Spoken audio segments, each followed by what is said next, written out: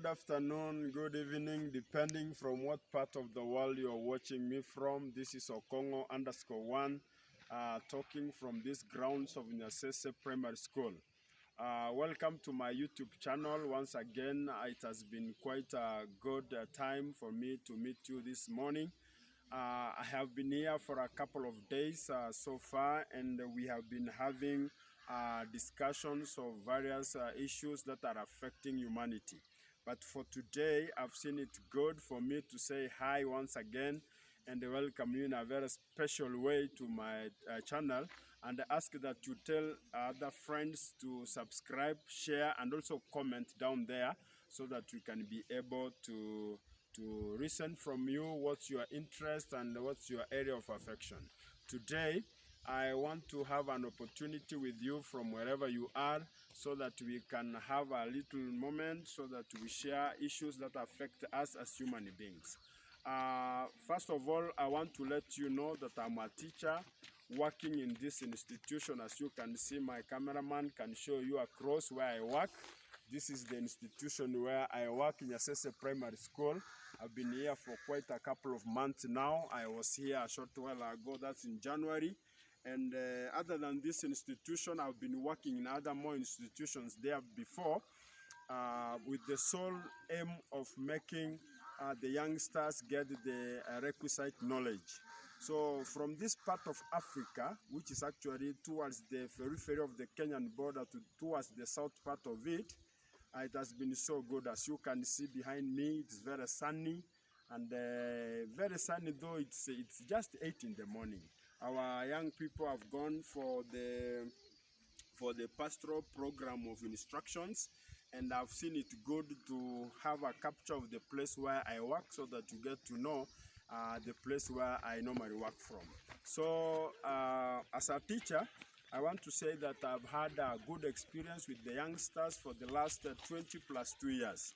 I started working in 2002, and I have been in this service of teaching for that length of time.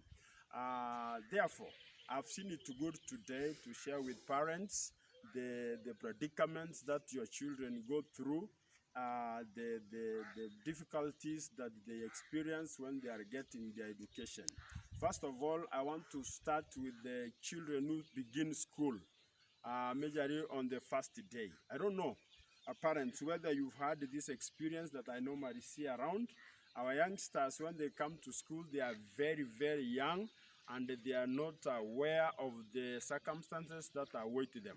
In a special way, you find them having a lot of distress. In fact, they have been at home for quite some time, and therefore it gives them a lot of hell when they come to a new environment. Remember, they have developed trust with the parents, with the siblings, and even the entire relatives from the homes where they come from.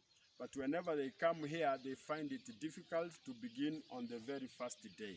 Therefore, as a parent who has a child who wants to transit from home to school, it becomes good and very easy for you to prepare psychologically your child so that she or he can get an opportune moment to mingle seamlessly with others. Remember, all the children who come to school on the first day, they have difficulties. First, some of them find themselves wet, or they wet themselves. They have difficulties in bowel movement.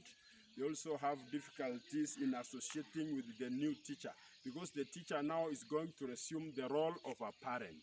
So I'm talking to parents out there who have children and want them to begin school, that prepare your child early before he or she joins school. How do you prepare your child? Every moment you find a rare opportunity to share with your child, remember to inform the child that I'll be taking you to school A, and that in that school A, you will be wearing a special cloth called a uniform. And that when you are in this uniform, you are not meant to be crying. So when you cry, people will laugh at you or wonder that why are you crying. But the good thing is that you are going to prepare your own life. So when you go to school, my little one, don't cry. What will you be doing at school? You will be writing, you will be singing, you will be dancing, you will be playing, you will be drawing, you will be interacting with many more, because now your area or your sphere of influence is going to change. So in a special way, if you prepare this child well, buy him or her the required materials and tools as he or she comes to school, it will become so good. So what are some of these materials that you are supposed to buy your child? You can buy your child a school bag, and make sure that you yourself carry it the way it's supposed to be carried. Show your child that this school bag is put on the back, and try to walk like a student, so that in a special way your child can have the appetite for learning.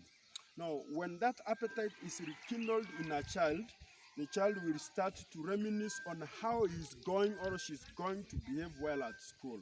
Another thing, buy your child some colors, buy your child some pencils, writing materials, and ensure that the child is fully stuffed with enough and sufficient food.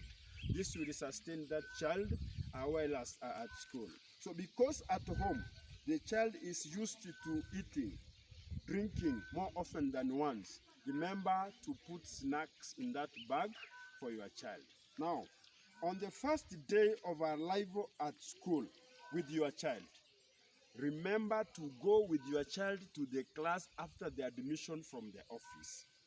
Most children find it difficult to adapt to new situations when they don't see their parents. So this is where most of you parents mess. Go with your child to that class, even sit there for a while, study with that child. When she sees you or he sees you in class, the child will develop confidence.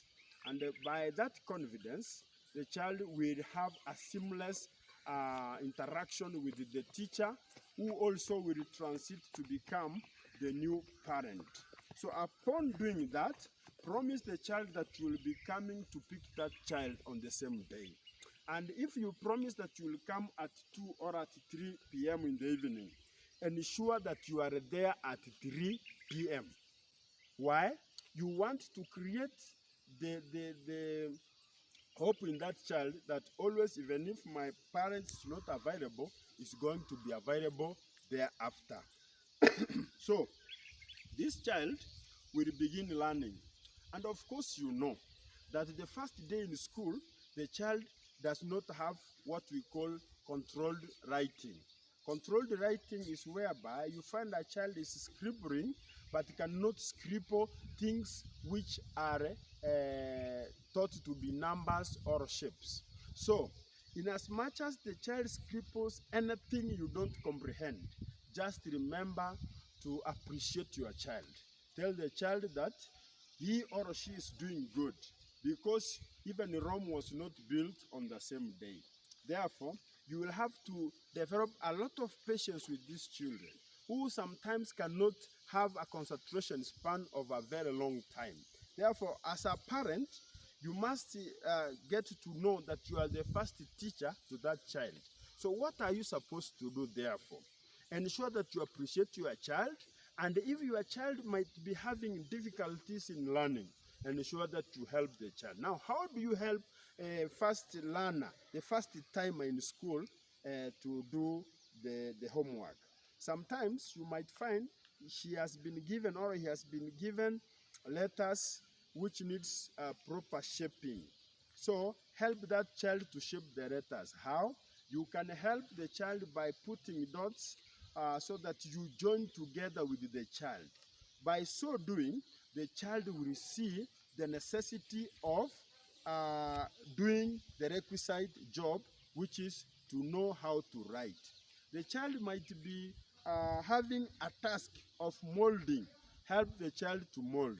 Here in Kenya, where I come from, we have a saying that goes, that is good. That is, if the child soils the hands, if the child is dirty in the hands, that is good, because through that manipulation of the soil, through that interaction with the soil or with the mud, the child is developing the psychomotor thing. That is, the mind and the hands are getting a special coordination. So children learn in that same manner. So if you can help the child to do that, it becomes so good, so that the child can develop. Another aspect of the child development is what you give that child to eat. Remember, children play a lot. They also, therefore, must eat a lot. I know the people in the world across believe that 3 meals a day does it good for a child. But I want to tell you that this is your own child. And if it's your own child, you have been given to be a steward to that child. How can you be a steward when you don't feed your child? So ensure that there is a balanced diet to that child of yours. Ensure that this balanced diet is balanced in the breakfast, is balanced at lunchtime, is also balanced in the evening. But if you can be able also to buy some snacks so that during the tea break the child can have a bite of it, ensure you have enough and sufficient food for that child. Children who eat well learn well. Those who are left to suffer without a breakfast, they end up suffering at the end of it all. Hence, it translates to very poor grades in school. Therefore, as a parent, ensure that food is sufficient and balanced whenever the child is beginning school. Another aspect that you cannot afford to miss is to ensure that your child has a proper health check. Young children have a problem with their tooth or with their teeth. Majorly, they have cavities in their teeth because of the nature of foods that we give them. Ensure that you give your children or your child food as grown. That is, in other words, organic food. Most of these foods that are sort of junky affect the health and the behavior, emotional behavior of our children. So therefore, ensure that you cook raw food which are as grown from the shamba, so that when they take this food, it can be of great help to restrain their health and make them look vibrant and also glow. It also will widen their mental and academic faculties. Therefore, when you plan a meal for a child who has just begun school, ensure that this meal is well balanced so that it does not affect the cavity it does not affect the teeth by bringing cavities. Remember, most children hardly brush their teeth. Help them to brush their teeth every time they have a meal. That is in the mornings and in the evenings when you have an opportunity. What else are you supposed to check with your child? I know after a whole day of playing at school, the child will come home with the clothes very dirty and soaked in a lot of mud. What are you required to do as a parent? I know most parents employ maids or people who can be house helps to help their children. It is good still, because maybe you are very much obsessed with the duties wherever you are. What you are supposed to ensure is that these clothes that children wear are not damp. Damp clothes make children uncomfortable when they are seated in class. So make sure that at least those clothes are ironed, and if they are the underwears, those that they wear from within, make sure that they are not having any wetness with them, because at the end of the day, during the day, the temperatures tend to rise in this tropical part of Africa, and they might find themselves very itchy, hence they cannot be comfortable when they will be learning. So what are you supposed to check? And check that you have bought them enough of those underwears so that they can have one to dress, to wear per day. So they can be enough in that you can even wash them once in a week so that they cannot misconstrue your time wherever you have an opportunity. Dear parents out there, I know rearing a child to reach my age, rearing a child to reach your age is not an easy task. So you must be ready to check even at night when the child is sleeping. Some of our children wet the beds. It's not good to leave a child who has wet a bed throughout the night up to the morning. That will bring a lot of discomfort. And at the end of it all, the child will end up having an emotional disturbance. So keep a check. Somebody wrote and said that if you see a parent who has had an adolescent grown up, that parent might have wasted up to 400 hours overnight to realize that dream.